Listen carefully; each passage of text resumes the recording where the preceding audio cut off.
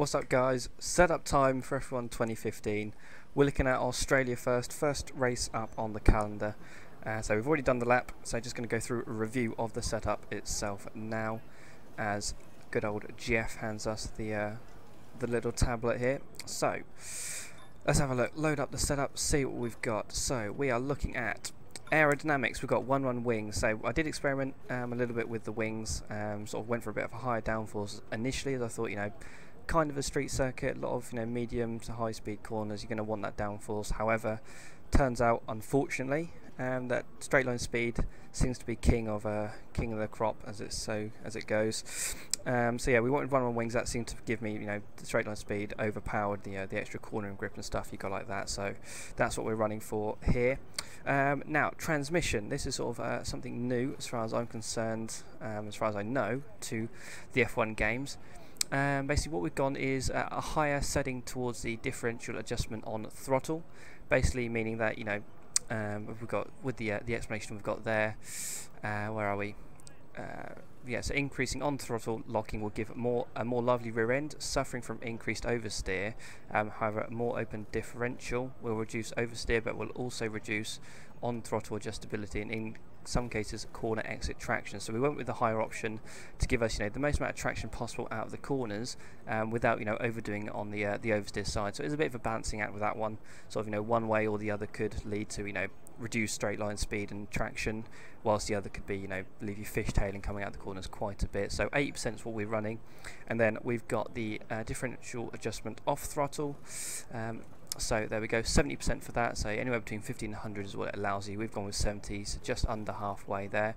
So increased off-throttle locking can induce lift-off oversteer and rear instability. However, setting the off-throttle value too low will harm turning, causing the car to push wide off-throttle. Now, I haven't really noticed any issues with the car pushing wide off-throttle. If anything, it's definitely power on oversteer that is the main part of the game. So that's going to be a lower setting. I would imagine at this point of the game. That's what I'm finding, lower is better. However, you don't want it too low, as you're going to be looking at harming the turn-in a bit too much, and that's going to make the car feel a bit lazy. So 70% is what we're running there. Suspension, so looking pretty standard as previous games. So camber all the way to the left, that's going to offer you the most amount of grip with, obviously that gives you increased tyre wear, but as we're looking at time trial, that's not a factor. But obviously if you are looking at doing longer distance racing where tyre wear is going to be a factor, you are going to want to put that front camber and rear camber a little bit more towards the middle to get that longevity out of the tyres for you whilst maintaining good grip. But for qualifying and time trial, we're looking full to the left.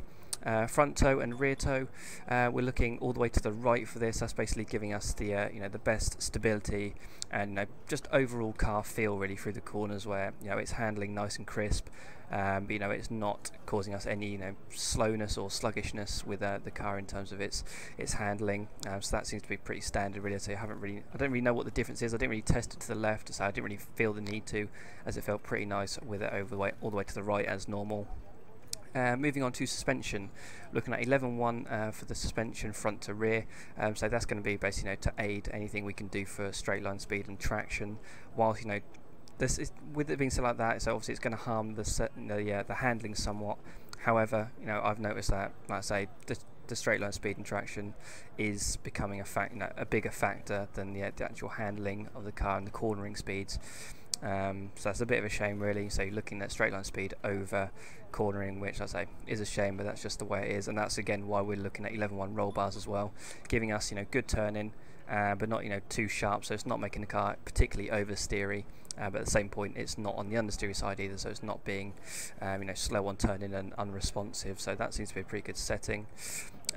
Tyres, we're looking at full tyre pressure. Basically what that's allowing is the tyres to be heated up as quick as possible. Again, same with the camber settings. If you're looking at longer distance racing and tyre wear settings, then you're going to want to reduce that to allow the tyres to build up gradually to their optimum temperature, which will then have a wider operating window.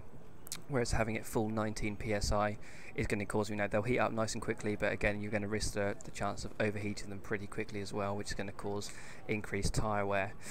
Weight distribution, let's bring back some of the 2010 style stuff from what I can remember. So my mind doesn't really stretch back that far as what we used to run back on that. However, I've gone with something relatively towards the middle, say just towards slightly towards the back.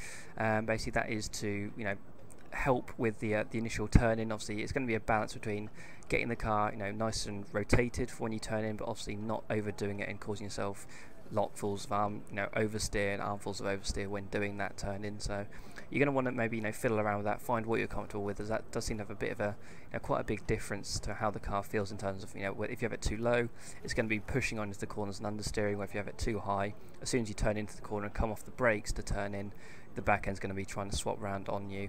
But say that's the setup for Australia. That's what I've been running. So now on track for the lap itself, wanting to move the brake bias towards the rear is what I've done for this. I would suggest doing it too, as it really helps with the braking for some of these corners. Down on the D-pad twice to get that sorted as you now look for the braking point for turn 1. It's the 100-metre board, the orange mark on the left there. Down to 4th gear, clip the apex and then grabbing 5th just as you change direction for turn 2. Opening up DRS now, easing over to the left-hand side of the track to look for the marker board, the 100-metre board on the left there as well. Down to 3rd gear, hug the curb on the inside. Use the power on oversteer to get over to the right-hand side and exit to open up this left-hander. Feathering the throttle in 4th gear, feeding into the power, and make sure you watch that oversteer as it is a killer on this game as he now contours the start of sector 2. Picking up this right-hander, very easy to cut or extend that, so the braking's in the shadows, the turning's in the shadows as well under the trees, making it very difficult. We've got through there okay.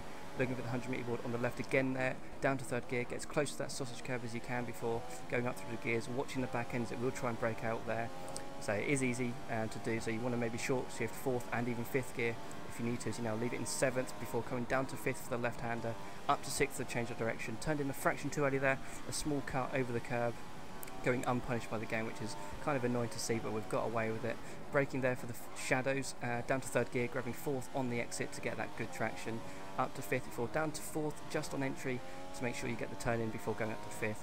Watch the back end under this braker for the penultimate corner. That rear brake bias does have an effect and really likes to brake out down there, so if you're having trouble you might want to move that to the middle for that corner, but other than that, round the final corner pretty easily, driving to the line for a 24.154. Pretty solid lap. I think that was good enough to go number 1 in the world at the time of being set. So yeah, hope you found that setup and the hot lap helpful. Obviously go and try that, see how you get on, and obviously leave your feedback in the comments for me, and I'll see you in the next video.